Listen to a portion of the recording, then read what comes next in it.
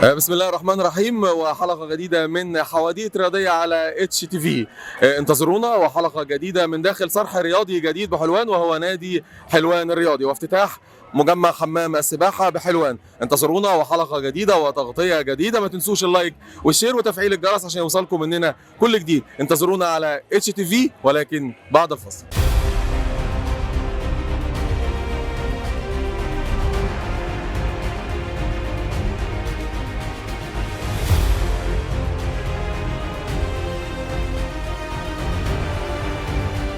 ورجعنا لكم تاني بعد الفاصل، ومعانا ومعاكم من داخل نادي حلوان الرياضي الاستاذ احمد عبد السلام رئيس مجلس الاداره. استاذ احمد، اهلا وسهلا بيك امام عدسه تلفزيون وقناه HTV. اهلا بيكم في نادي حلوان الرياضي، واهلا بيكم اهل حلوان كلهم. ارجو من الله سبحانه وتعالى ان احنا نكون قدمنا لهم حاجه مفيده تساعدهم في الرياضه معانا ان شاء الله. يا استاذ احمد، احنا النهارده موجودين وافتتاح حمام السباحه داخل النادي. الاول بنبارك لحضرتك الف مبروك على حمام السباحه. كلمنا انت بقى، حضرتك ليك الحق الاصيل تكلمنا وباستفاضه عن المجهود اللي عمله مجلس الاداره عشان نوصل للشكل المشرف اللي احنا شايفينه. نادي حلوان الرياضي تأسس سنة 1958، وبدأنا العمل فعليا إن شاء الله من 2021 في عمل استثمارات رياضية في النادي هنا، ومن ضمنها نادي حمام السباحة. حمام السباحة الحمد لله بدأنا فيه من حوالي 6 أشهر، والنهارده الافتتاح بتاعه، وأرجو إنه يكون مشرف لأهالي وأعضاء حلوان الرياضي. أستاذ أحمد، بالنسبة للأنشطة اللي موجودة تاني في حلوان الرياضي، ممكن تكون في ناس عشان بعد المسافة شوية عن الأماكن في حلوان تكلم كل أهل حلوان عن الأنشطة الرياضية اللي موجودة في نادي حلوان الرياضي باستثناء حمام السباحة اللي احنا شايفينه النهارده. النادي حاليا مشترك في عدة اتحادات. كان طبعا احنا مشتركين في الاتحاد كرة اليد، والفريق الأول بتاعنا في الدوري الممتاز، بالإضافة لكرة السلة واليد والطايرة، وعندنا كرة القدم طبعا والكونغ فو والكيك بوكس، بخلاف طبعا حمام السباحة اللي هنشترك في الاتحاد قريب عشان يبقى عندنا الفرق اللي تقدر تخش وتنافس ان شاء الله. استاذ احمد، يعني في نهاية كلامنا مع حضرتك عايزين كلمة من حضرتك لكل اهل حلوان والاعضاء الجمعية العمومية في حلوان الرياضي، توعدوا بايه؟ ايه اللي جاي؟ ايه اللي بيفكر فيه مجلس الاداره في الفتره اللي جايه؟ الفتره اللي جايه في مجموعه مشروعات نازله، احنا بنخلص اوراقها حاليا مع وزاره الشباب والرياضه. برضو مجموعه مشروعات استثماريه حق انتفاع، فيها مشروعات ترفيهيه وفيها ملاعب هتقدر تخدم اعضاء النادي كلهم ان شاء الله في الفتره اللي جايه. استاذ احمد، بنرحب بحضرتك مره ثانيه وبنشكرك على وجودك معانا، وبنقول لك بالتوفيق ليك ولمجلس ادارتك، ومبروك على افتتاح حمام السباحه. شكرا لكم واهلا بكم في نادي حلوان الرياضي. شرفتنا بك. شكرا.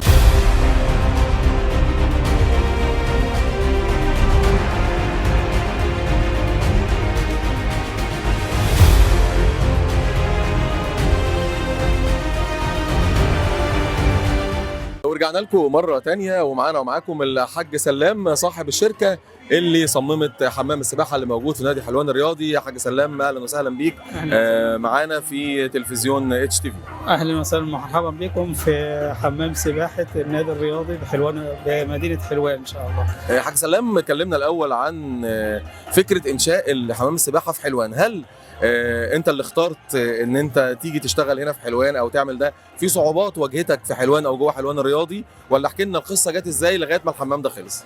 طبعا انت عارف حضرتك يعني منطقه حلوان منطقه عريقه، ومنطقه تحتاج لخدمات كثيره ومنها الخدمات الرياضيه. فاحنا هنا لما لقينا الكراسه نازله اخترنا حلوان، لان هي طبعا انت عارف حضرتك كانت مشفى في عصر الخديوي اسماعيل. صحيح. وطبعا هنا هي يعني بتتمتع بجو كويس يعني نظيف، وعايزين نرجع ان شاء الله او حلوان ترجع تاني لطبيعتها اللي هي مشفى للناس اللي قاعده فيها.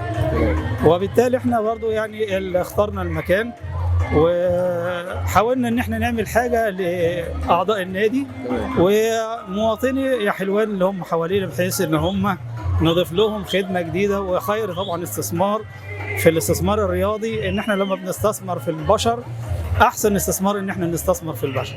تمام. العقد طبعا كان بنظام البي او تي. كم سنه بينك وبين حلوان الرياضي؟ العقد طبعا بنشكر طبعا الناس اللي شرعوا ان الدوله تستفيد من الموارد بتاعتها اللي هو ومنهم نظام البي او تي. احنا بيننا وبين النادي حق انتفاع 9 سنين. 9 سنين ان شاء الله. وطبعا احنا لما بنعمل وده تاني حاجه لشركه الاستثمار الرياضي، يعني ان هي نستثمر في المجال الرياضي، لان طبعا يعني ده رؤيه سياده الرئيس 30 يعني 2030 ان هي الرياضه امن قومي. اتفضل. حاج سلام، بنشكر حضرتك على الشغل الجميل اللي معمول هنا، وتمنياتنا ليك بالتوفيق وتعملوا مكان زي ده مكان واثنين وثلاثه داخل حلوان ان شاء الله باذن الله. منين ما تتاح لنا فرصه، واحنا طبعا لما بنعمل حاجه مش بنعمل عشان ان احنا مثلا يعني مشروع بيتعمل، لا احنا بنعمل حاجه كمان تدوم بعد ما احنا نسلم المشروع للنادي باذن الله. ودي فرصه سعيده بيكم، واهلا ومرحبا بكم في حلوان. يعني شرفتنا ونورتنا امام عدسه اتش تي في. الله يكرمك، يعني شكرا جزيلا.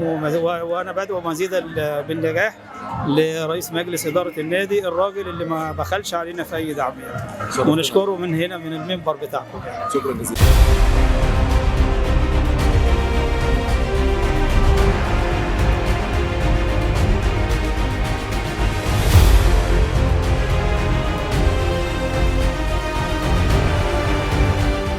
مرة تانية كل متابعي ومشاهدي حواديت رياضية على اتش تي في، معانا ومعاكم الكابتن أيمن أبو ضيف، المدير قطاع السباحة بنادي حلوان الرياضي. يا كابتن أيمن شرفتنا ونورتنا، ضيف غالي وعزيز أمام عدسة اتش تي في. حضراتكم اللي شرفتونا ونورتونا طبعا، وإن شاء الله يعني نكون يعني عاملين حاجة كويسة ترضي أعضاء النادي وتناسب كل يعني إيه الكاتيجوريز اللي موجودة في حلوان إن شاء الله بإذن الله. يلا بقى نتكلم فني شوية ونستفيد شوية قدام الناس.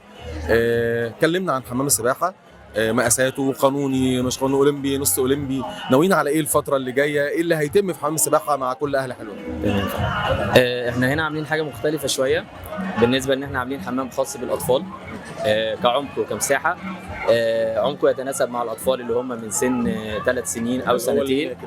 عمق حمام الاطفال اللي هناك عمقه طبعا اللي هو 50 سم، وجزء تاني 70 سم يتناسب بقى مع سن سنتين لحد سن 6 سنوات. ودي حاجه طبعا بتفرق كتير جدا مع الاطفال الصغيرين ان هم بيبقوا حاسين بالامان، فبنعرف نعلمهم مهارات جديده. ودي حاجه يمكن مش موجوده عندنا في حلوان. تمام. فالحمد لله يعني قدرنا ان احنا نحطها ضمن البروجرام بتاعنا ونخلصها ان شاء الله ضمن الانشاءات، فالحمد لله طلعت حاجه كويسه جدا ومحترمه جدا.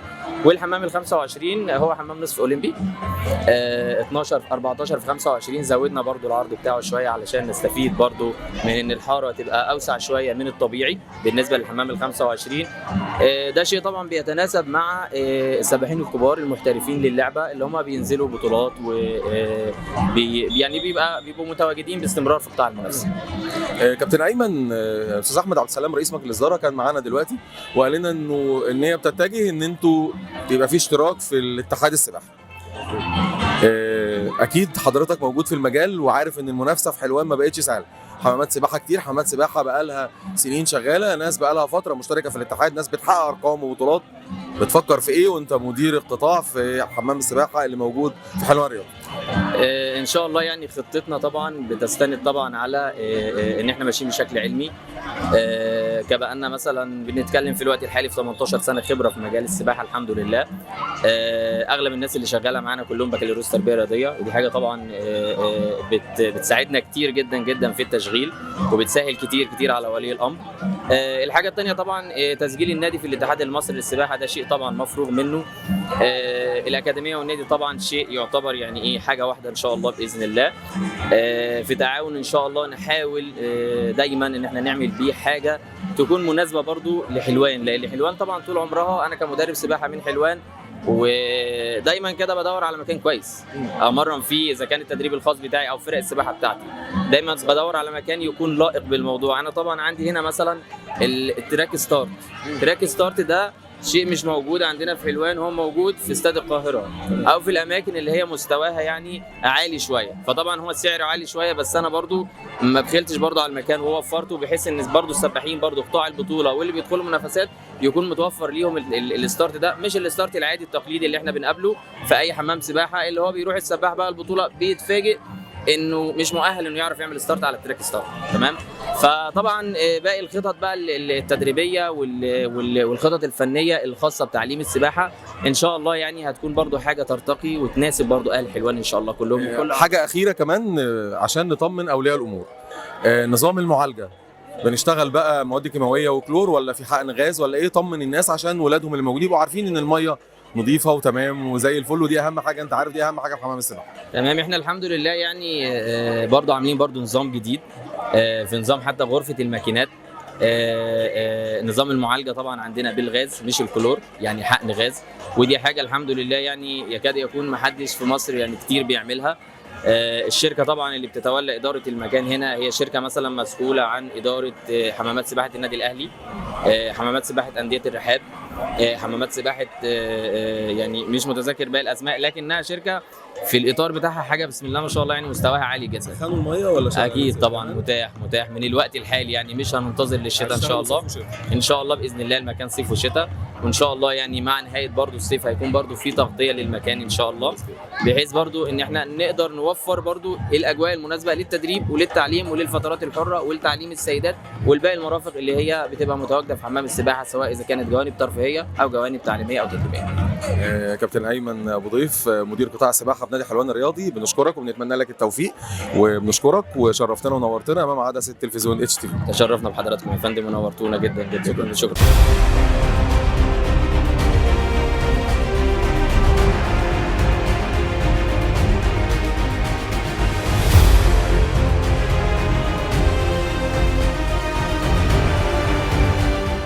ورجعنا لكم مره تانية، وكان مهم ان يكون معانا حد من اولياء الامور واعضاء النادي. نتعرف بحضرتك. استاذه مي شيرين علي. استاذه مي، عايزين نعرف الاول انتوا اخترتوا المكان هنا كحلوان الرياضي عشان السكن مثلا، ولا سمعتوا ازاي؟ عرفتوا ازاي ان في حمام سباحه، ولا انتوا اصلا اعضاء في حلوان الرياضي؟ انا عضو هنا في النادي. اخترنا المكان بناء عن مكان جميل جدا. اول حاجه موقع المكان كويس جدا. النادي هنا بيحاول ينجز لنا الحاجات اللي هي تدينا رفاهيات اكتر بسرعه جدا. يعني البسين ده خلص في وقت قياسي جدا، تقريبا سنه. تمام. مكانه كويس جدا، القعده فيه كويسه جدا، الهواء لذيذ، المنظر لذيذ، فيه هدوء بره، ما عنديش طول الوقت صداع وحد بيتخانق بره. طول الوقت حريصين ان يبقى فيه هنا امان وسيفتي للناس اللي موجوده جوه والاطفال. طول الوقت المنقذين قاعدين بره بينيموا على كله، والاداريين واقفين. فمكان لذيذ، ودايما النادي بيساعدنا ان احنا نوصل لرفاهياتنا اكتر، ودايما عندهم يعني اجابه على استفساراتنا كلها. حضرتك في اولاد حضرتك موجودين في السباحه ولا بيلعبوا حاجه تانية غير السباحه؟ هم بيلعبوا حاجات تانية غير السباحه، بس ان شاء الله باذن الله هيبقوا في السباحه قريب يعني. الرئيس مجلس الاداره الاستاذ احمد عبد السلام قال انه هيشترك في الاتحاد المصري للسباحه. يعني انتوا في دماغكم ان الولاد يجوا يتعلموا ويتمرنوا بس، ولا يعني في طموح ان يبقى في بطوله ويشاركوا في البطولات؟ لا طبعا في طموح انهم يكملوا، ولو كملوا دي هتبقى حاجه كويسه جدا، وحتى لو ولادي ما كملوش يعني شيء جميل برضو ان النادي بتاعنا يبقى بيكمل بالشكل ده. ايه اللي عجب حضرتك تاني في حمام السباحه النهارده في الافتتاح، اللي انت شفتيه هنا ما شفتيهوش مثلا في نادي تاني او في اي حمام سباحه اخر؟ هنا النهارده بصراحه اهتمام المنقذين والكباتن والاداريين ان كلهم متواجدين تحت حوالين البسين عشان ما فيش اي حاجه تحصل لا قدر الله. الاعضاء مبسوطين جدا جدا جدا، وغير الاعضاء برضو مبسوطين في الميه، فهي حاجه كويسه. الميه نظيفه، المكان نظيف، حريصين على السيفتي بتاع الناس والامان بتاعهم. اولياء الامور مبسوطين وشايفه ان الدنيا ستيبل جدا ولذيذه جدا والله. ايه اللي حضرتك بتطلبيه من مجلس الاداره حابه انه يبقى موجود مش موجود دلوقتي تحبي نطلبه منهم من خلال عدسه اتش تي؟ هو المفروض ان هم يستكملوا الصاله المغطاه، فيعني اتمنى لهم ان شاء الله باذن الله الخير ويكملوا لنا الصاله المغطاه عشان بداوا فيها بالفعل. يعني المفروض ان بداوا فيها وان شاء الله باذن الله يستكملوها. شرفتونا ونورتونا وبالتوفيق ودايما موفقين واولادكم بخير ان شاء الله. شاكرين جدا. داخل حمام السباحه حلوان الرياضي معانا ومعاكم السباحات الجميلات الابطال الصغيرين. يلا بسرعه كده نتعرف عليكم، كل واحده تقول اسمها بسرعه. فيروز، كنزي، فريدة، ملك. انتوا بتلعبوا حاجه غير السباحه ولا السباحه اول لعبه بالنسبه لكم؟ هاندبول. هاندبول. انا جمباز. هاندبول. وانت بتلعبي ايه؟ هاندبول. نعمل ايه؟ هاندبول. يلا مين فيكم كل واحده كده تتمنى نفسها تبقى ايه لما تكبر، وعايزه تعمل ايه في مجال السباحه توصل لغايه فين؟ اطلع فرقه كبيره. فين؟ اطلع فرقه كبيره. ماشي. ها؟ ابقى مدربه. ايه؟ ابقى مدربه سباحه. مدربه سباحه. ابقى فرقه كبيره. فرقه كبيره. برضه مدربه سباحه. مدربه سباحه برضه؟ يعني مبسوطين؟ كله مبسوط يلا في حمام السباحه؟ يلا كله يقول مبسوط. يلا مبسوطين؟ مبسوطه. ها مبسوطين؟ وفي نهايه حلقتنا النهارده من حواديت رياضيه على اتش تي في هنسيبكم، احنا مش هنخلص حلقتنا، لسه حلقتنا مكمله معاكم. هنسيبكم مع الاحتفاليه وافتتاح مجمع حمام السباحه بنادي حلوان الرياضي، والحفله اللي هتكون موجوده النهارده على مدار اليوم. وما تنسوش اللايك والشير وتفعيل الجرس عشان يوصلكم مننا كل جديد. زي ما وعدناكم دايما تلفزيون اتش تي في هيغطي كل المحافل اللي موجوده وكل البطولات وكل الانديه ومراكز الشباب اللي موجوده داخل حلوان. انتظرونا وحلقات قويه على حواديت رياضيه.